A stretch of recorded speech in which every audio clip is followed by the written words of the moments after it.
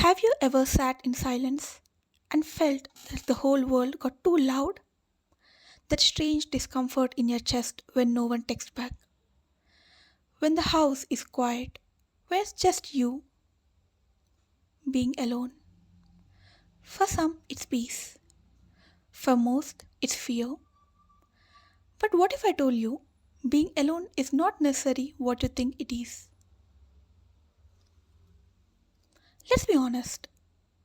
We live in a world addicted to distraction. Music in our ears, shows in the background, scrolling endlessly in our phones. Not because we enjoy all of it, but because we fear what happens when we stop. Because silence forces us to face ourselves. And many of us, we don't even know who that is. We fear being alone because we're tied to being unwanted, unloved. We think if no one is around me, if no one texts me, if no one cares where I am, then maybe I don't matter. That fear, that fear is invisibility. It's powerful. It's a voice in your head that whispers, if I disappear today, would anyone notice? So, what do we do when that fear shows up? We run into relationships we are not ready for, into parties we don't enjoy, into conversations that drain us. Not because we crave connection, but because we crave distraction. We fear silence because silence means seeing ourselves. And honestly, some of us are strangers to who we really are. But here's the thing, being alone doesn't mean being lonely, and being surrounded doesn't mean being connected. Loneliness is not about how many people are near you, it's about how deeply you feel seen. Sometimes the deepest loneliness happens in rooms full of people. Solitude, though, is chosen. It's presence with yourselves. It's not the absence of others, it's the presence of you. Think of all the times you said yes when your heart screamed no, all of the red flags you ignored, all the parts of you that silenced just to avoid being alone. But what if being alone wasn't punishment? What if it was permission? Permission to reconnect, to rebuild, to rediscover the parts of you that got buried under noise, opinions, expectations. When you allow yourself to be alone, really be alone, you start seeing things differently. You notice the thoughts that rush in, the memories you have avoided, the heartbreak you never really healed from, that dream you buried because someone said it was silly, that version of you you abandoned just to belong. Being alone brings all of it up.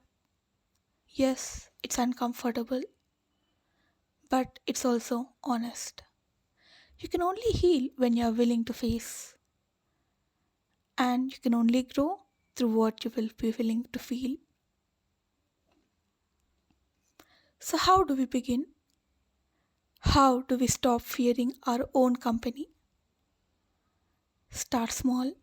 Take a walk without your phone. Drink your coffee in silence. Watch the sunset without taking a picture of it. Just be. No music, no multitasking, no escape. Just you and you. Write down your thoughts.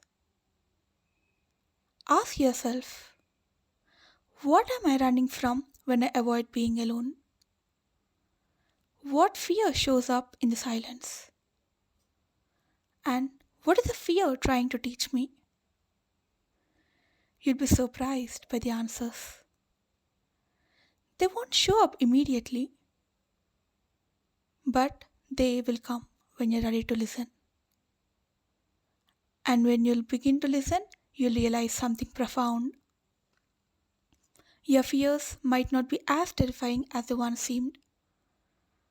In fact, they could be the keys to unlocking your truest self. Because fear doesn't just hold us back, it guides us to place we need to grow. Something powerful happens when you get comfortable with being alone. You stop needing validations from others. You stop chasing people who don't care.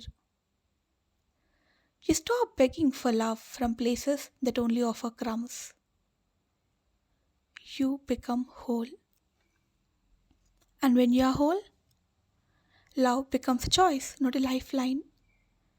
Friendships become celebrations, not needs. Your boundaries become stronger, your voice louder, and your peace non negotiable.